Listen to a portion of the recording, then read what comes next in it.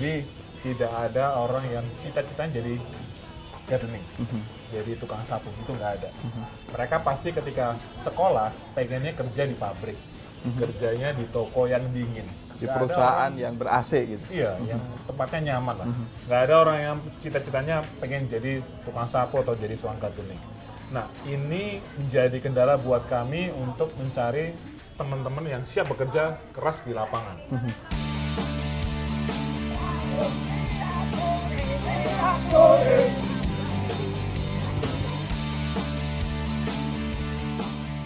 Kehidupan masyarakat Indonesia yang ingin serba praktis justru ternyata membuka peluang bisnis dari sektor jasa. Berawal dari keisengan menawarkan pembersihan bagi perumahan, siapa sangka pria asal Yogyakarta ini mampu menghasilkan sebuah bisnis yang menguntungkan. Dari debu, ia hadirkan semangat baru. Kini ia pun menjadi rumah bagi 2.000 karyawan yang mengharapkan kesejahteraan melalui perusahaan yang dipimpinnya.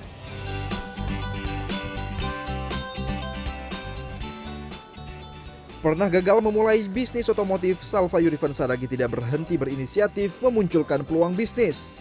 Pria kelahiran Juni 33 tahun silam ini tak pernah menyangka bahwa apa yang dimulainya dari keisengan menawarkan jasa pembersihan rumah justru mampu berkembang menjadi sebuah bisnis yang sudah berjalan selama 10 tahun. Modal awalnya hanya 1 juta rupiah.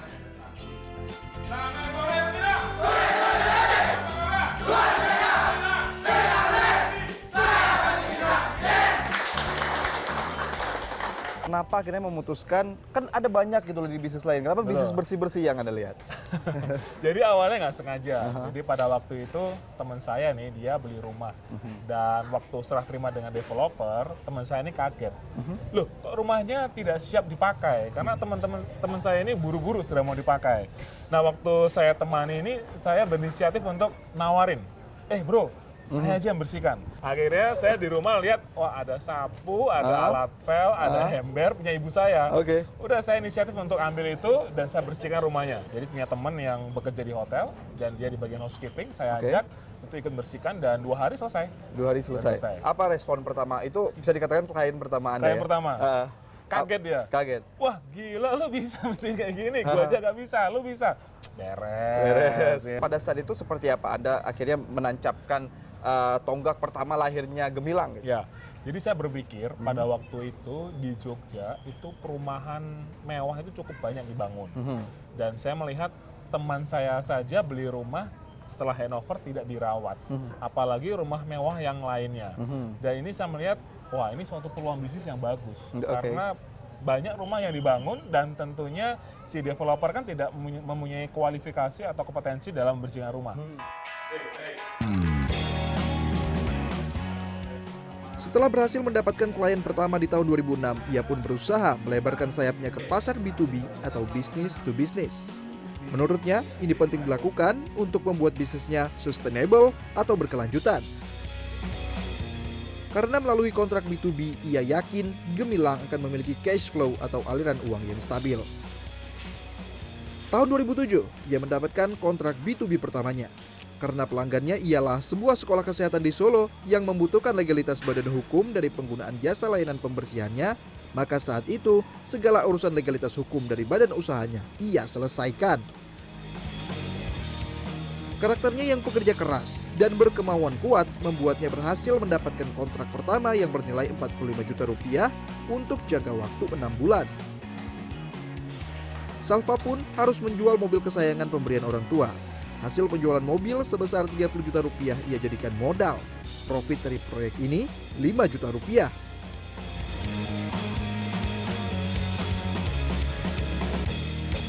Promosi seperti apa, pendekatan-pendekatan seperti apa yang dilakukan untuk company-company ini? Jadi saya punya teman, lah dia bekerja di suatu perusahaan apa, ya saya deketin dia. Bro, kantormu butuh jasa nggak? Oh butuh.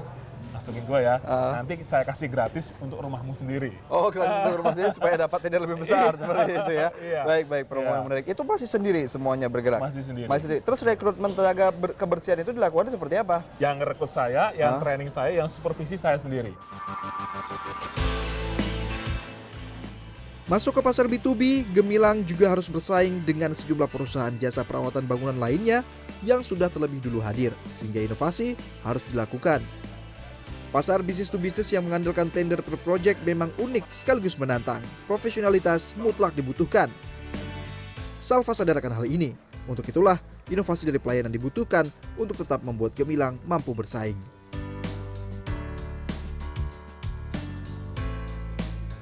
Bisnis services itu adalah bisnis kepercayaan.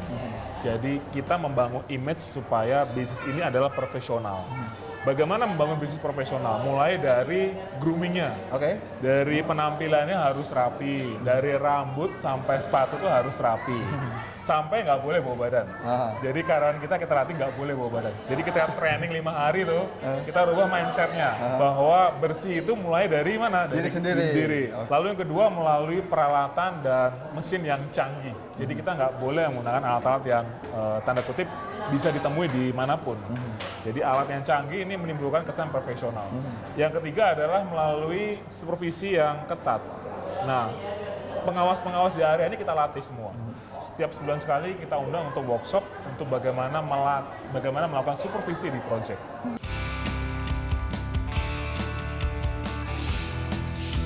Pelayanan yang cepat dan prima menjadi hal yang ditanamkan Salva pada karyawannya. Sejumlah kendala ditemui karena setiap proyek memiliki karakter yang berbeda.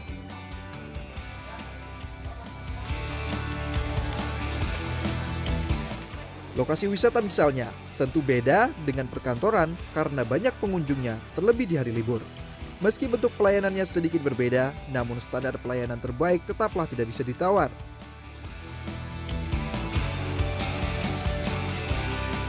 Yang pertama memang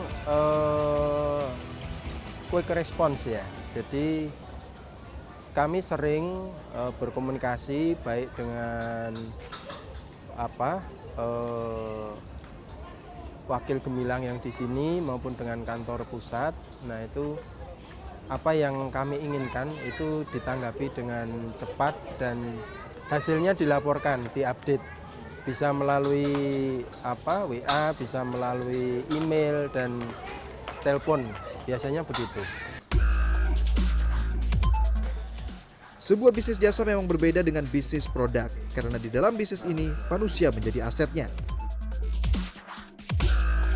Bagaimana sebenarnya untuk memastikan agar mereka terus bekerja sesuai dengan standar yang telah ditetapkan oleh Gemilang, sehingga juga revenue stream akan berjalan lancar seperti itu? Ya, pertama kita ada engagement karyawan, ada banyak kegiatan yang kita lakukan supaya karyawan ter-engage dengan perusahaan kita.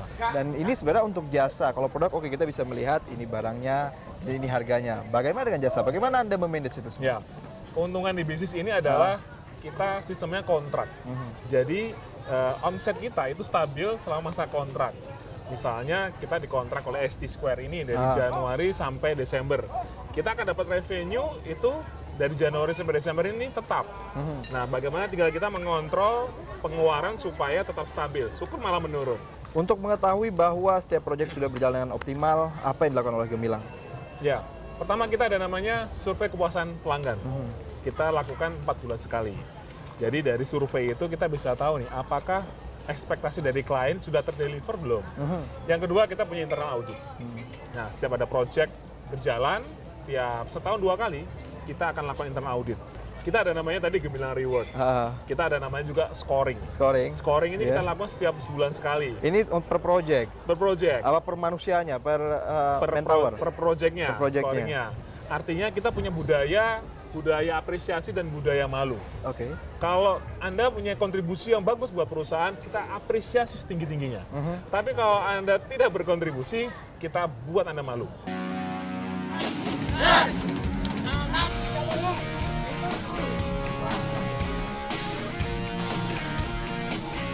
Dia mau menerima perubahan atas kekurangannya.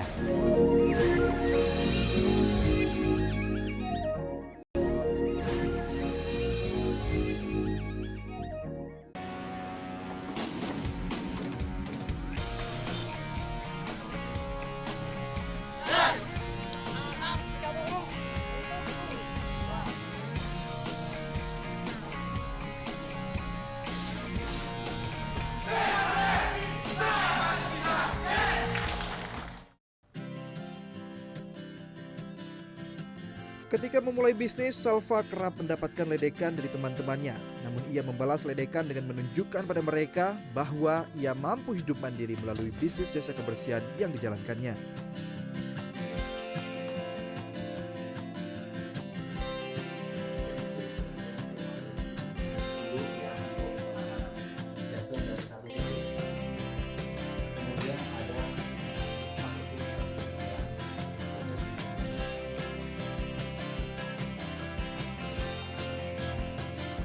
Di sektor mana yang Anda melihat bahwa itu seharusnya bagi setiap orang yang akan memulai itu harus diperhatikan lebih detail seperti itu? Ya, pertama adalah ketika kita berbisnis, siapa partner Anda? Kalau Anda berbisnis sendiri akan lebih mudah. Tapi ketika berpartner, perhatikan mengenai kerjasamanya. Ya, artinya nanti ketika profit seperti apa, ketika rugi seperti apa. Yang kedua adalah regulator kita. Regulator kita ini siapa? Kalau di Gemilang adalah dari Dinas Tenaga Kerja atau Kementerian Tenaga Kerja. Artinya ketika ada kebijakan tertentu, contohnya kemarin lagi banyak demo kan mengenai hapuskan outsourcing. Nah, ketika memang ada tekanan seperti itu dan ada kebijakan pemerintah yang nantinya merugikan bisnis ini, ya itu akan menjadi ancaman buat kami. Yang ketiga adalah tentunya berhubungan dengan inovasi. Bisnis ini kalau tidak ada inovasi, pasti akan mati. Dari sebatas cleaning service di rumah dan perkantoran, ia melebarkan pasar ke jasa kebersihan rumah sakit. Kliennya sudah tersebar di sejumlah rumah sakit di Jawa Tengah.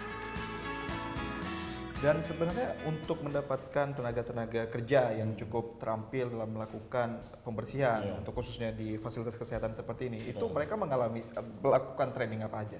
Ya, yang pasti mereka dapat pelatihan 4 pilar. Pertama, bagaimana penanganan infeksi nosokomial. Yang kedua, bagaimana tentang K3-nya. Yang ketiga, bagaimana mereka melakukan pertolongan pertama ketika ada yang pingsan. Yang keempat, pelatihan mengenai alat pemadam kebakaran. Dan 4 pilar ini mereka wajib harus bisa.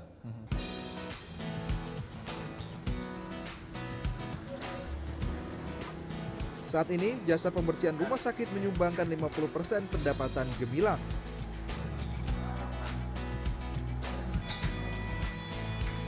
Baik, saya lumayan mas, bersih, cukup bersih, udaranya sejuk, wangi. Rencana ke depan, ia masih akan fokus menggarap pasar di kota-kota yang ada di Jawa Tengah.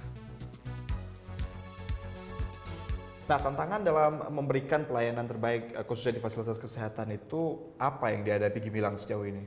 Pertama adalah dari segi kecepatan dalam pembersihan, karena memang rumah sakit ini cukup ramai, apalagi setelah BPJS ini terbukti bagus dan kami dituntut untuk respon cepat dalam membersihkan suatu ruangan dan bersih dan steril.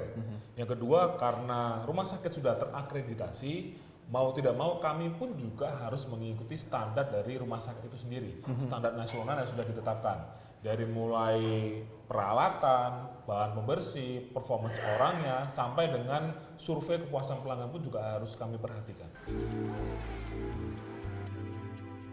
Mendapatkan kontrak jasa perawatan gedung di rumah sakit diakui Salva tidak mudah karena berkaitan dengan penyediaan jasa kebersihan yang steril dan berkaitan dengan kesehatan baik pengunjung, pasien, maupun pekerja yang ada di rumah sakit.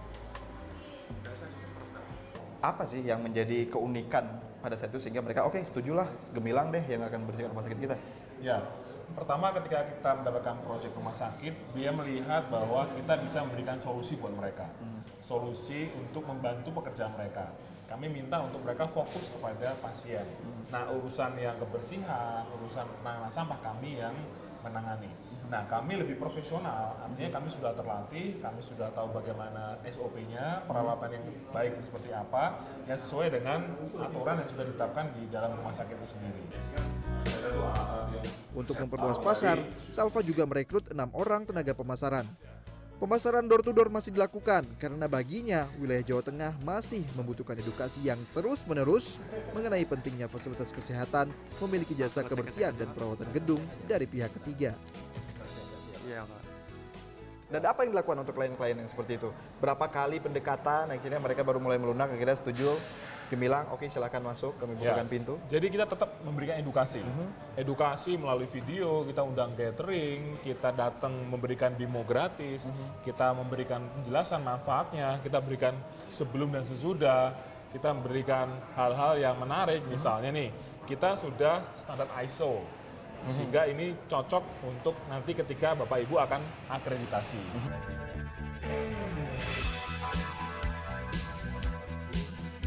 Untuk memperkuat kepercayaan pelanggan terhadap perusahaan jasa miliknya, Salva juga sudah membawa Gemilang mendapatkan standar ISO.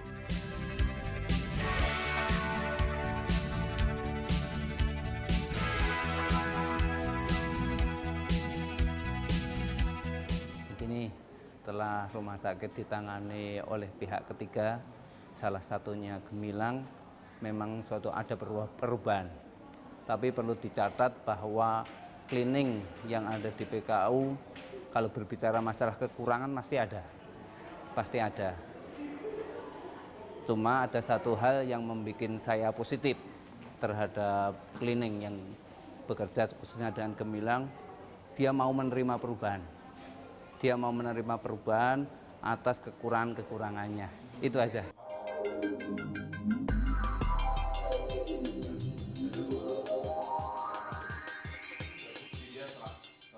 Selama 10 tahun malang melintang di jasa perawatan gedung, Gemilang sudah memiliki 4 produk jasa. Untuk menjadi seorang operator kebersihan, Gemilang memiliki 23 kriteria standar. Di antaranya ialah kemampuan membersihkan dengan cepat dan berkualitas, didukung peralatan yang lengkap, kemampuan menggunakan bahan kimia ramah lingkungan, serta pengawasan kualitas yang konsisten. Selain cleaning service, Gemilang juga menawarkan jasa gardening atau perawatan taman. Setiap operator gardening Gemilang juga harus memiliki 23 standar. Di antaranya servis cepat untuk perawatan tanaman, pemangkasan dengan gunting dan mesin, serta pengendalian hama.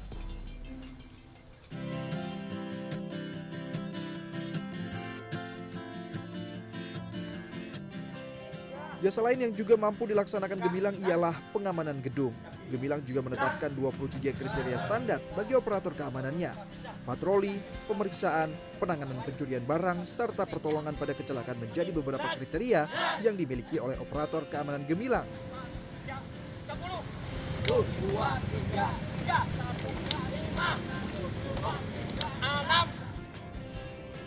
Yang keempat ialah rope access service atau pembersihan gedung secara vertikal.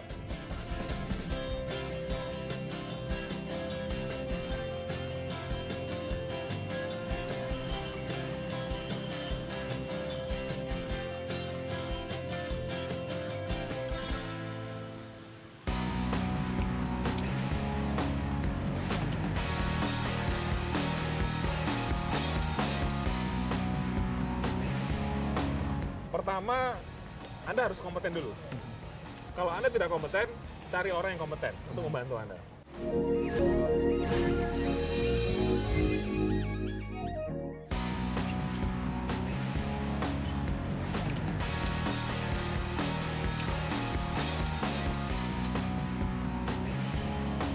Gemilang juga memberikan pelayanan pembersihan gedung secara vertikal atau rope access service. Anda juga sudah melihat market yang lain ini, seperti pembersihan gedung seperti itu, dan sepertinya menyumbangkan 5% gitu ya. Betul. Untuk cash flow-nya Gemilang. Nah, ada proyek yang sedang berjalan sejauh ini? Ada, kita membersihkan dinding kaca luar menggunakan tali. Menggunakan tali? Iya, jadi disebut sebagai rope access services. Access services. Ya. Itu awalnya memutuskan untuk memulai bisnis itu setelah, kalau kita lihat rumah sakit 50% Ya. market share. Kenapa nggak fokus di situ? Kenapa akhirnya juga melihat rope access services ini sebagai salah satu keunggulan dari Gemilang? Ya, karena kita melihat demand-nya ya. Jadi dalam suatu gedung pasti ada kaca luarnya, ada dinding luarnya. Dan kami melihat ini kalau tidak dirawat pasti akan cepat rusak. Ya, jadi kita melihat wah ini peluang bagus untuk kita tawarkan kepada klien. Jadi klien akan lebih mudah dalam merawat. Dalam satu surat SPK begitu, dia cleaning dari kami, gardening dari kami, security dari kami, dan dinding luar dari kami, itu akan memudahkan mereka dalam koordinasi.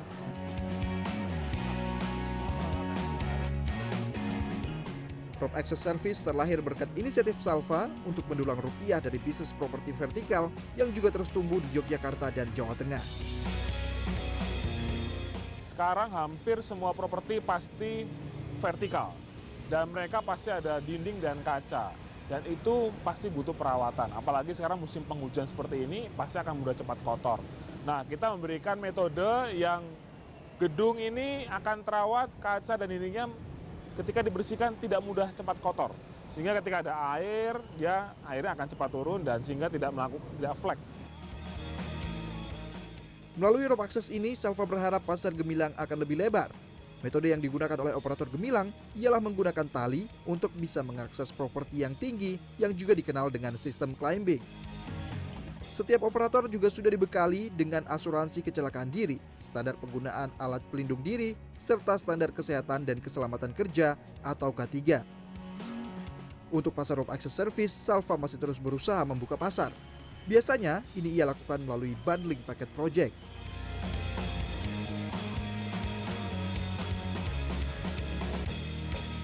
Bisnis jasa, kalau ingin survive kita harus melakukan inovasi. Inovasi apa yang sudah kita lakukan dari mulai peralatan kerja, bahan bersih, metode kerja, sehingga yang prosesnya yang sebelumnya dikerjakan dalam waktu 1 jam bisa dikerjakan dalam waktu 30 menit. Yang sebelumnya susah terjangkau, sekarang mudah terjangkau, sehingga klien akan mendapatkan manfaatnya.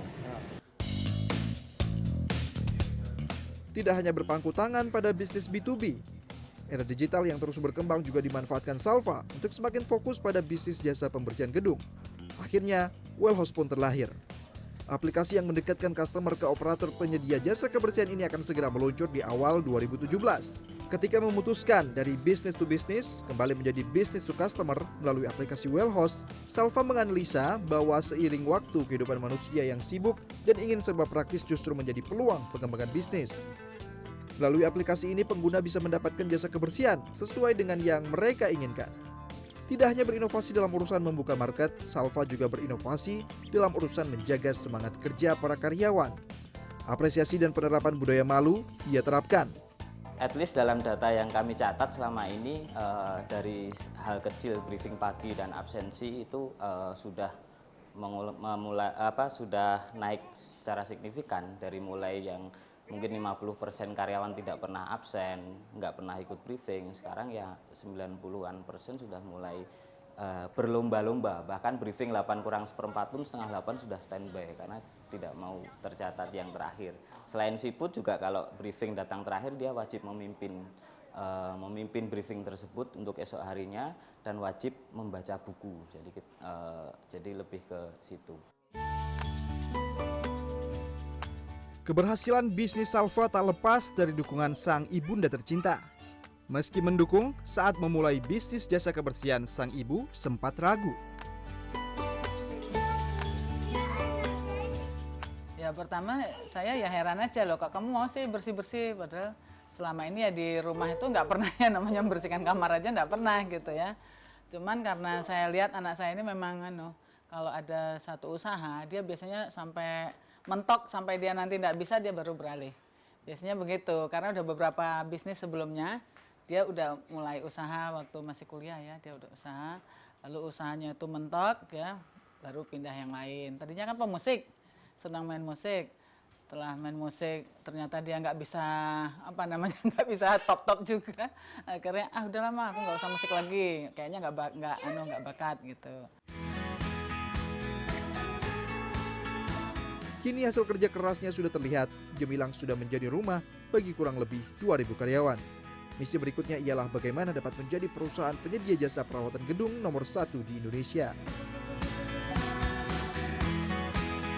Untuk anak muda yang ingin memulai suatu bisnis jasa, apa yang memang harus mereka tanamkan dan dari mana mereka harus memulai? Pertama, Anda harus kompeten dulu. Kalau Anda tidak kompeten, cari orang yang kompeten untuk membantu Anda.